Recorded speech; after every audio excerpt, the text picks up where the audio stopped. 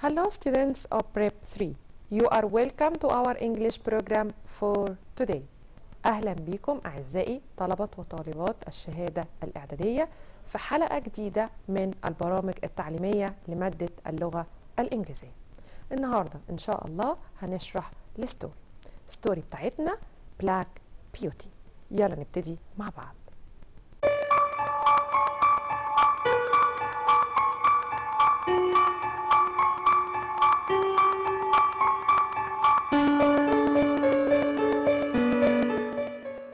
My dear students, دلوقتي هنفتكر مع بعض الكاركترز من first term. يلا نبتدي مع بعض. Remember the old characters. هنفتكر مع بعض الشخصيات اللي سبق دراستها في الفصل الدراسي الأول. أول كاركتر هناخده النهاردة من البيبل، من الناس، هيكون هو Farmer Gray. Farmer Gray هو أول مالك لبلاك بيوتي. Black Beauty's first owner. Black Beauty's first owner. Squire Jordan. Squire Jordan. The first owner who Black Beauty works for. The first owner who Black Beauty works for. أول مالك يعمل له Black Beauty. Mrs. Jordan. Mrs. Jordan. Squire Jordan's wife. Squire Jordan's wife. كانت زوجة لسكواير جوردن. John Manley. John Manley. A kind man who is Squire Jordan's helper. A kind man who is Squire Jordan's helper. كان رجل عطوف مساعد لسكواير جوردن. هو مين؟ جون مانلي. Joe Green. Joe Green. A boy who helps John Manley. A boy who helps John Manley. Earl Smith. مين هو؟ A rich man who buys Black Beauty from Squire Jordan. A rich man who buys Black Beauty from Squire Jordan. Lady Smith. Lady Smith. Earl Smith's wife. Earl Smith's wife. زوجة Earl Smith. York. York. Earl Smith's helper. Earl Smith's helper هو مساعد لإيرل سميث.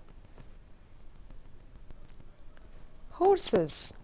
برضو في بعض الهورسز كانت في الفيرست تيرم نفتكرها مع بعض. طبعا المين هورس عندنا في الستوري، طبعا المين هورس في الستوري هو Black Beauty. The black horse who tells the story. The black horse who tells the story. A male horse. طبعا Black Beauty هو الحصان الأسود الذي يحكي القصة. Black Beauty هو الحصان الأسود الذي يحكي القصة. Mary Legs. Mary Legs. A short fat horse who carried the children at Squire Jordan's. A short fat horse who carried the children at Squire Jordan's. وهو a male horse. Mary Legs حصان سمين وقصير يحمل الأطفال بمنزل السيد سكواير جوردن.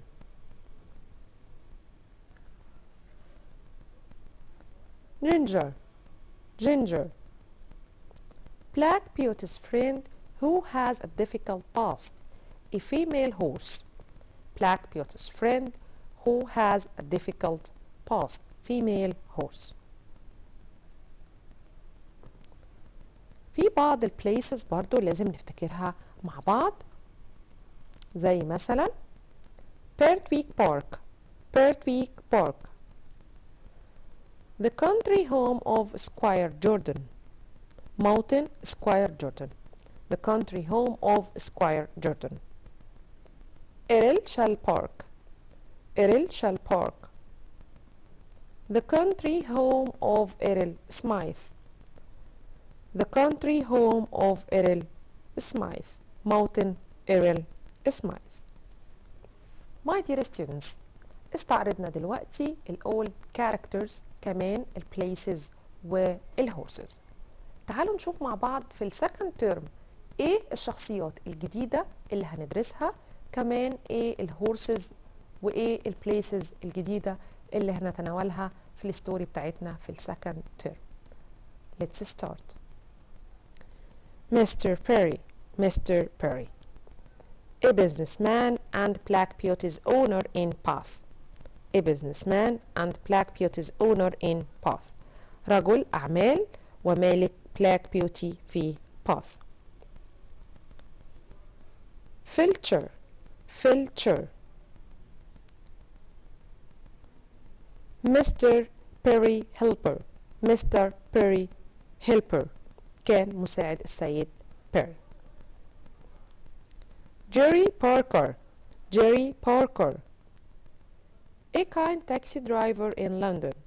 A kind taxi driver in London. Polly. Polly. Jerry's wife. Jerry's wife. Harry and Dolly. Harry and Dolly. Jerry's children. أطفال جيري's. أطفال جيري. Mrs. Fowler. Mrs. Fowler. A wealthy woman who has a house in the country. A wealthy woman who has a house in the country. امرأة غنية تمتلك منزلا في الريف. كاركتر برضو جديد علينا Mr. Throgood. Mr. Throgood. An old farmer. An old farmer. Willie. Willie. Mr. Throgood's grandson. Mr. Throgood's grandson. Miss Bloomfield. Miss Bloomfield.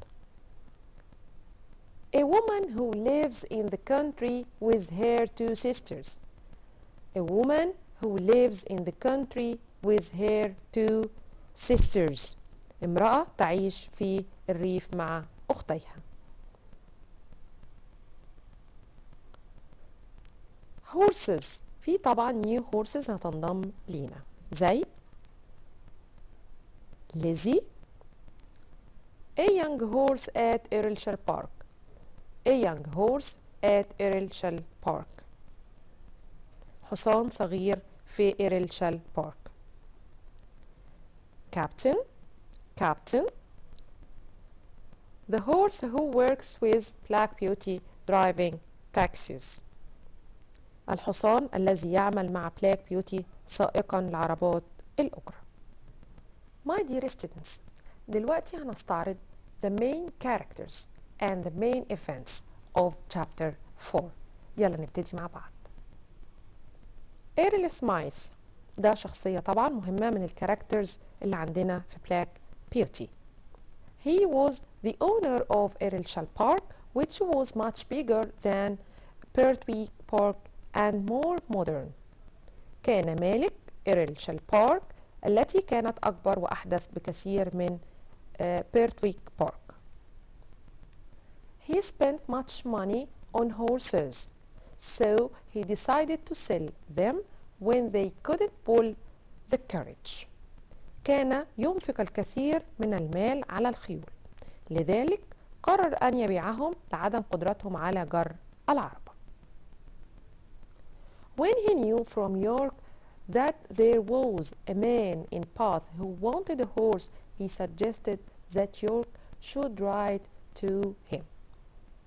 عندما علم من يورك أن هناك رجلا في مدينة باث يريد حصانا، اقترح على يورك أن يتواصل معه.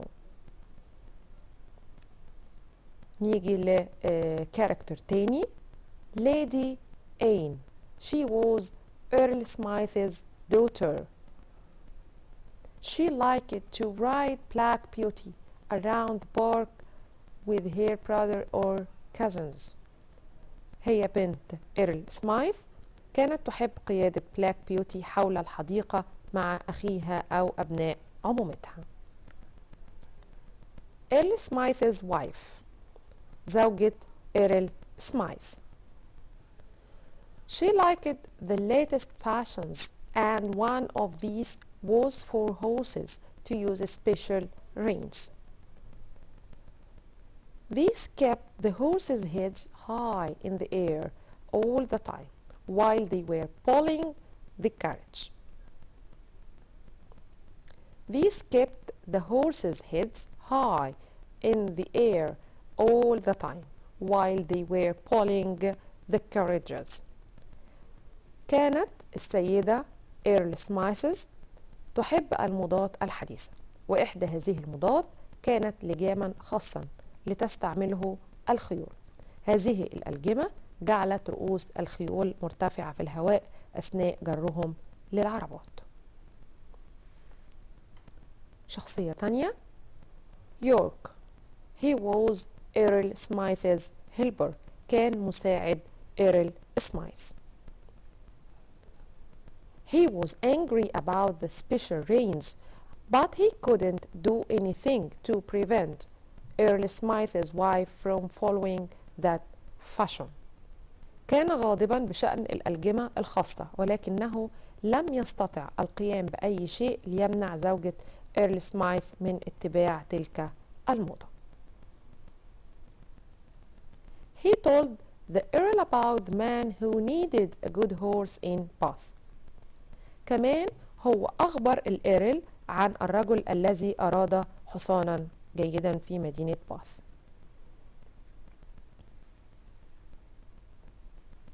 Mr. Perry. He was a businessman and Black Beauty's owner in Bath. كان رجل أعمال ومالك Black Beauty في باث. He had little exercise and his doctor advised him to ride a horse to keep him healthy. كان يؤدي قليلا من التمرينات الرياضية، لذلك نصحه طبيبه بركوب الخيل ليبقى بصحة جيدة. When Black Beauty seemed tired, he followed the farmer's advice. عندما ظهر على بلاك بيوتي التعب والإرهاق، اتبع نصيحة الفلاح، اللي هي كانت ايه بقى؟ To watch Filcher, who was suspected of stealing some of the horse's food. عمل ايه او ايه النصيحة؟ اتبع نصيحة الفلاح وراقب فيلتشر المشكوك بأنه يسرق بعض طعام الخيول. He felt bad after the bad behavior of Filcher, who used to steal some of the horse's food, so he decided to sell Black Beauty. شعر بالاستياء بعد سلوك فيلتشر السيء الذي اعتاد أن يسرق بعض طعام الخيول، لذلك قرر بيع بلاك بيوتي. شوف بلاك بيوتي في تشابتر 4 أهم الأحداث اللي حصلت معاه. He was the popular horse of Lady Anne and her mother. كان الحصان المحبوب من قبل السيدة آن ووالدتها. He did not like the special reins at all, so he couldn't pull the carriage because of these reins, so he was taken on a train to the town of Bath to be sold in the market. لم يكن يحب اللجام الخاص على الإطلاق، لذلك لم يتمكن من جر العربة بسبب تلك الألجمة، لذلك تم أخذه في قطار متجه لمدينة باث ليباع في السوق. The people who thought of buying him at the market opened his mouth looked in his eyes and felt his skin. Many of them saw that his knees were damaged and some were rough with him. He was sold in the market for 24 pounds. الأشخاص الذي فكروا في شرائه في السوق فتحوا فمه ونظروا لعينيه، رأى كثيرا منهم أن ركبتيه تالفتان وبعضهم كان فظا معه. تم بيعه في السوق بمبلغ 24 جنيها. Ginger. She hated the rains. She began to kick so hard. She fell to the ground with black beauty. كانت تكره اللجام، بدأت بالركل بشدة، سقطت على الأرض هي وبلاك بيوتي. كان على كل منهما أن يتحرر من العربة بمنتهى السرعة لأنهما أصيبا بجروح. شخصية تانية فيلتشر. He was Mr. Perry's helper. He was dishonest. He used to steal some of the horse's food. He began to give Black Beauty less food each week, so the horse became hungry and tired. Mr. Perry watched him and called the police for him, so he was arrested. نلاحظ هنا إن فيلتشر كان مساعد السيد بيري. كان غير أمين، اعتاد أن يسرق بعضا من طعام الخيول. بدأ يعطي طعاما قليلا لبلاك بيوتي كل أسبوع، لذلك شعر الحصان بالتعب والإجهاد. راقب السيد بيري وأبلغ عنه الشرطة، لذلك تم إلقاء القبض عليه. My dear students، عملنا في حلقة النهاردة chapter 4 new owners بعض البيكتشرز اللي هتلخص لنا أحداث الستوري، ولكن النهاردة هسيبكم انتوا تعملوا sentences وكومنتس على الصور دي. تعالوا نشوفها مع بعض وتشوفوا كمان هتكتبوا ايه عليها. The first picture، نلاحظ هنا في courage. اوكي، هنقدر نقول ايه على البيكتشر دي؟ عايزاكم انتوا اللي تعبروا باسلوبكم عن البيكتشر ديت. طيب the second picture، يا ترى مين الكاركترز دول اللي راكبين الكارج؟ انتوا اللي هتجاوبوا. yes. the third picture، هنا بلاك بيوتي فين؟ من البيكتشر كده نعمل جيسنج هو فين من الأحداث اللي أنا قلتها. very good. هنا برضو صورة بلاك بيوتي لكن مع مين؟ يس، عايزة سنتنس كتير وعايزة كومنتس كتير على البيكتشرز ديت. my dear students، دلوقتي هنستعرض أهم الكويستشنز في حلقة النهاردة اللي بتتكلم عن chapter 4 new owners. أول question هنبتدي بيه هو سؤال match. اوكي، from column A to B. طبعا لازم نراعي في سؤال الماتش نراعي جدا المينينج، المعنى. وخلي بالكم ان في column B بيكون عندي sentence زيادة، فلازم نتحرى الدقة واحنا بنحل. تعالوا نبتدي مع بعض ونشوف أول تيبل هيكون ازاي. match column A with column B. A, B, number 1 Mr. Berry, number 2 Lady A, number 3 Black Beauty, 4 Earl Smythe's wife. B, A was a popular horse with Earl Smith's wife as well as his daughter. B liked the latest fashions. C liked to ride Black Beauty around the park with her brother or cousins. D didn't like fashion. E was a businessman and Black Beauty's owner in Bath.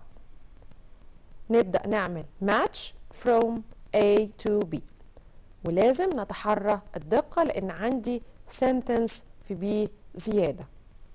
yes نبدأ كده بنمبر 1 Mr. Perry. سمع ناس بتقول very good، هيكون Mr. Perry was a businessman and Black Beauty's owner in Bath. Mr. Perry كان رجل أعمال وكان كمان صاحب أو مالك البلاك بيوتي في باث. Number 2 Lady Anne.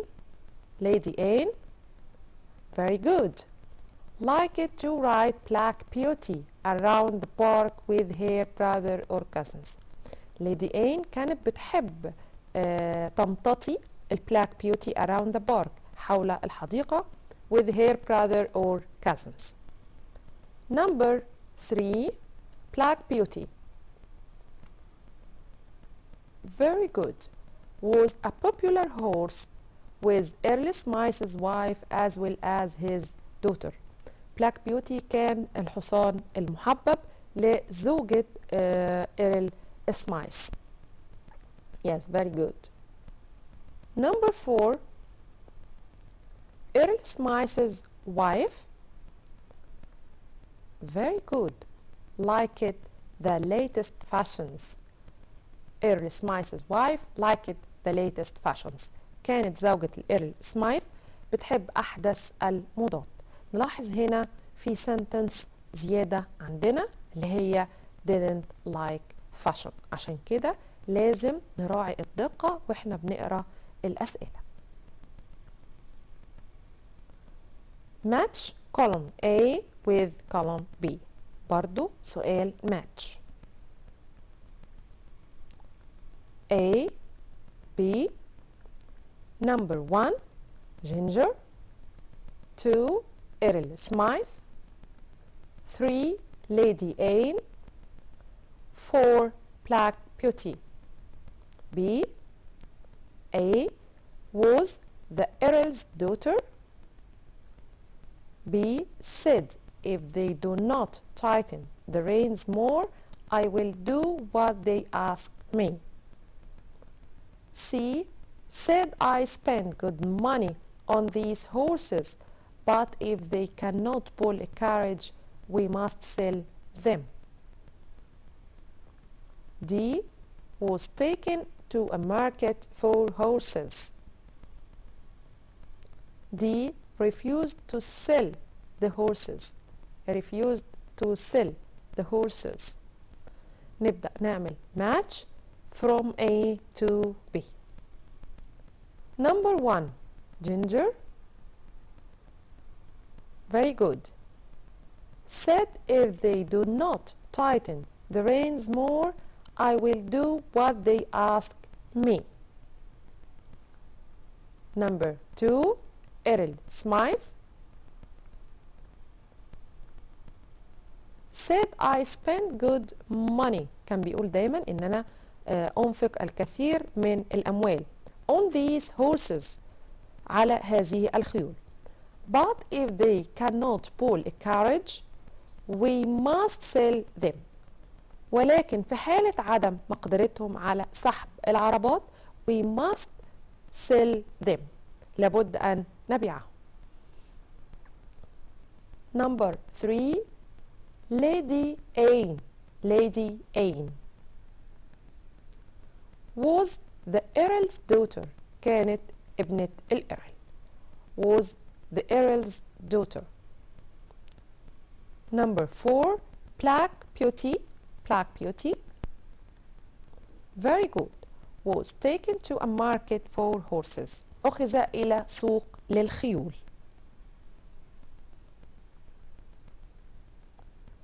Another question. Match column A with column B. A, B, number 1, York, 2, Filcher, 3, the farmer, 4, Ginger. B, A advised Mr. Barry to watch his helper. B was a good owner. C said he looks after his horses well. D wasn't an honest helper. E started to kick again because of the rains.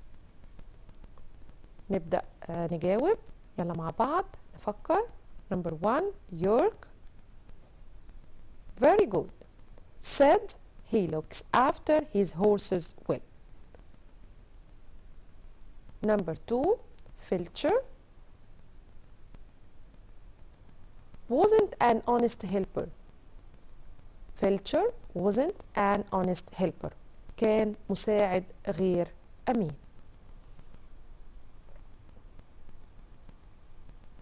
Number 3, the farmer.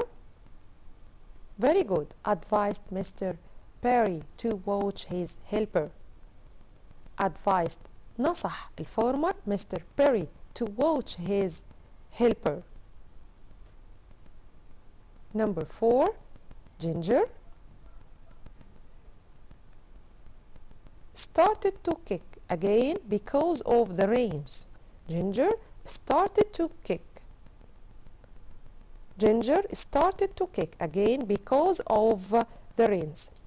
عادت الركل مرة ثانية بسبب اللجام.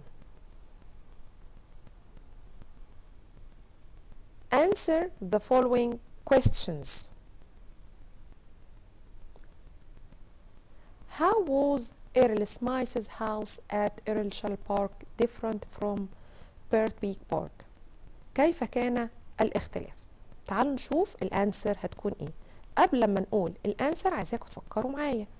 يا ترى الانسر هتكون ايه؟ ايه اللي كان مختلف ما بين الاتنين؟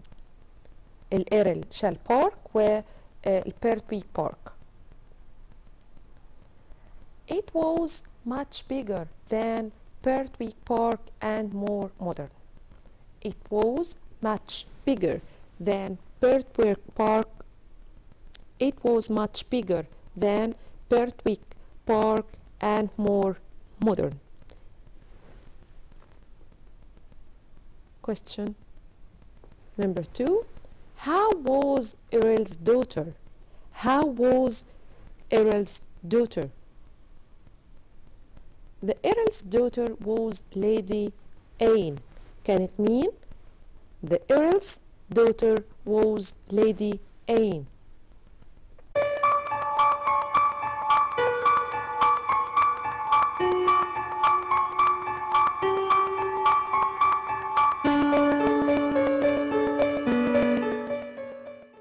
My dear students, نتمنى أن تكون حلقة النهاردة مفيدة بالنسبة لكم.